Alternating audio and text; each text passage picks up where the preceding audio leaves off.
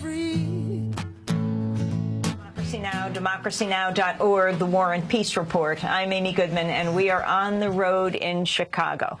I'll be at noon in San Francisco on Saturday, speaking at Greenfest, and Sunday 1:30 with Noam Chomsky and University of Michigan professor Juan Cole in Princeton at the Nassau Presbyterian Church. But right now we're in Chicago, and as the most expensive presidential election in U.S. history has come to an end, we turn to an issue that impacts more and more people in this country, but was rarely mentioned during the campaign: poverty.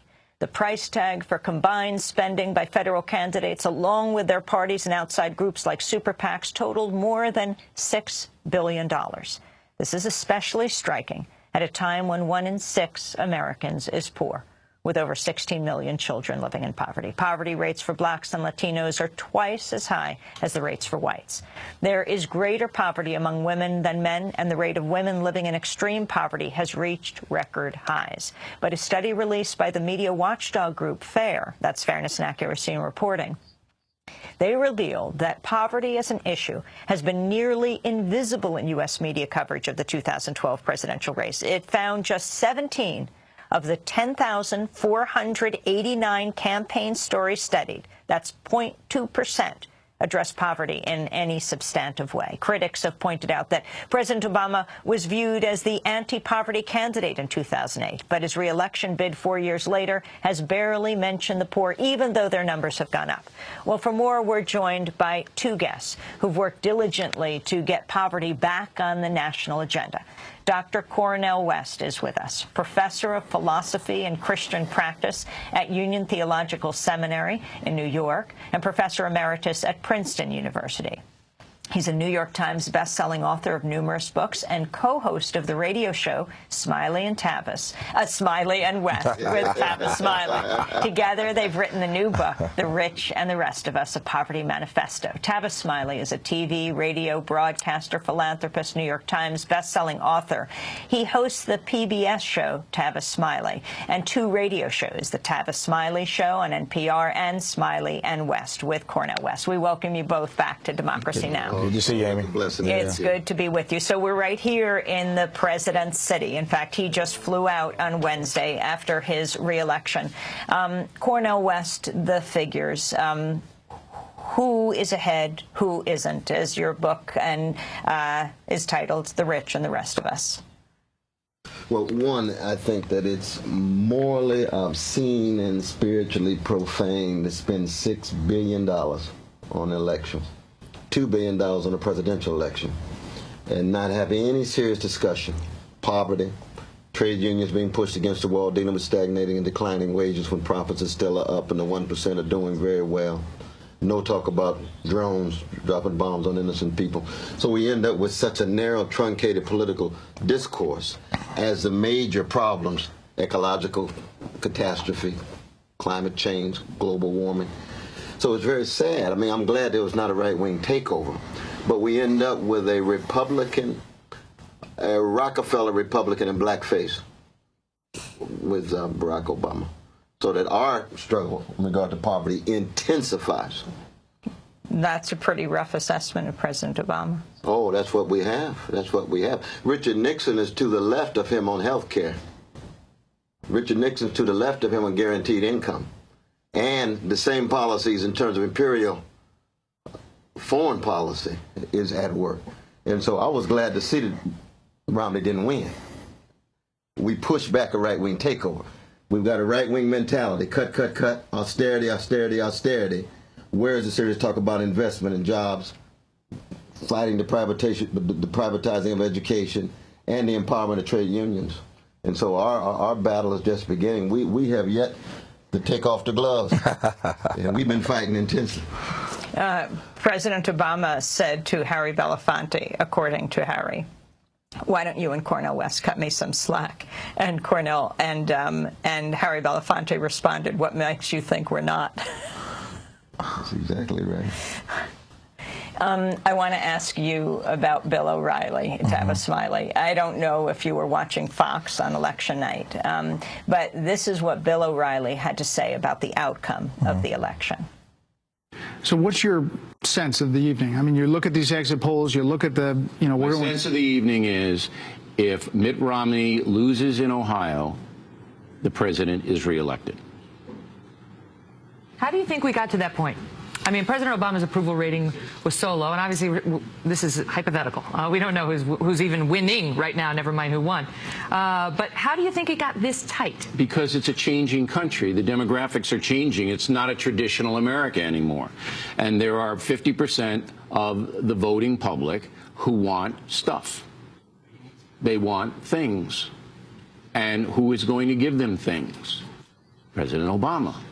He knows it, and he ran on it. And whereby 20 years ago, President Obama would have been roundly defeated by an establishment candidate like Mitt Romney. The white establishment is now the minority. And the voters, many of them, feel that this economic system is stacked against them, and they want stuff. You're going to see a tremendous Hispanic vote for President Obama. Overwhelming black vote for President Obama, and women will probably break President Obama's way. People feel that they are entitled to things, and which candidate between the two is going to give them things. That was Bill O'Reilly, Tavis Smiley. Yeah. Well, you asked a moment ago whether I was watching Fox on election night, and the answer is no. This is precisely why I wasn't watching Fox on election night. It's also why I don't watch a lot of MSNBC either. I don't like being spun to the right, and I don't like being spun to the left. What I prefer is to get at some truth, and that's why I appreciate Democracy Now! And other programs that are trying to get at the hard truths that Americans don't want to deal with. I don't know where to start in terms of deconstructing and dissecting what I just heard. I will tell you this. This is precisely why the Republicans lost. And if they think this is the narrative that's going to help them win into the future, then they need to put down the crack pipe. They're stuck on stupid if they think this strategy is a winning strategy. The reality is simply this, and you've discussed this on this program, so this is nothing new, obviously. In the most multicultural, multiracial, multi-ethnic America ever, that dog just won't hunt. If they cannot figure out a way to expand their base, the GOP is going down. Now, I don't like the two-party system. I surely don't want to live in a one-party state. So I appreciate competition. I wish there were more parties, obviously. But again, if this is the narrative they think they can sell to the American people into the future and help them win elections, I don't know what they're thinking.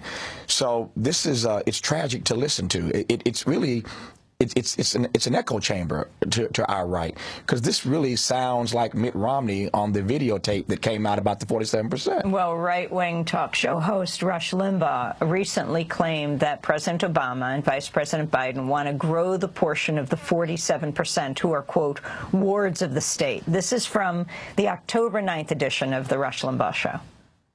Whatever number of the 47% are wards of the state, they're happy. Not all that 47% wants to be in that group. But the people in the 47% who are content to be there, Biden, Obama would love to grow it. The more people dependent on government, the better. The more people angry, resentful of the rich, the better, as far as they're concerned. Tavis Smiley. Well, again, if that's the kind of rhetoric that they're going to continue to engage in, go for it. I have no problem with Fox or Bill or Rush continuing to push that kind of agenda, because, again, it is not a winning strategy in this country to attack Hispanics, to attack African Americans, to attack women, to suggest that we're all a part of a welfare state, that we're all dependent on government. And at no point in either of those diatribes did you hear the truth, which is that the majority of Americans on welfare are white Americans. They are not black. They are not Hispanic. And so that truth just gets lost in the matrix. This was a campaign for the White House of extremes, a campaign of extremes. Too much money, as Dr. West already said, morally profane that we'd spend $6 billion. So too much money, too much time. I think, we got to get to a point of rethinking how we do presidential politics in this country, from the Electoral College to the money to the debates, but too much time spent on the campaign. It used to be that the campaigning would stop and the governing would start. Now there's no line between the two. And thirdly, too many lies told. And these are examples, again, of the lies that we heard in this campaign. The fact checkers had to work overtime in this campaign to try to get the truth to the American people. So a campaign of extremes, it's time for us to rethink how we do presidential politics. But again, if this is the storyline that they want to run, let them run it, because they're going to run themselves into oblivion with this. You know, but the lie at the center of both of them, Brother Rush and Brother Bill, the white liberal establishment is not a majority. The elite white liberal establishment is a minority. The white poor is not part of that. The white working class is not part of that. If you really want to talk about being dependent on government, $16 trillion for Wall Street, not one of them going to jail involved in criminal activity linked to predatory lending, market manipulation, or insider trading. The government protects them. Jamal gets caught with a crackback, he going to jail. But Mr. McGillicuddy gets caught on Wall Street, he's protected by the government. Neither administration, Bush, Obama, have any investigations, no prosecutions at all. So the folk who are really dependent, they get interest-free loans for the Federal Reserve. Wouldn't it be nice if students could get interest-free loans? So Rush and Bill, they got to tell the truth. The white elite is very dependent on government. They get welfare anytime they want it, with no strings attached. So that's the lie at the center of both of their views. And it's not majority. White brothers and sisters are catching hell who are not part of the 1%. I wanted to go to the issue of the whole discussion that you're engaged in, pushing President Obama from the left. In September, at the Democratic Convention, Democracy Now! Hosted a debate on Obama's record with Glenn Ford, executive editor of Black Agenda, and Michael Eric Dyson, the author and MSNBC analyst, Georgetown University professor. This is what Michael Eric Dyson had to say.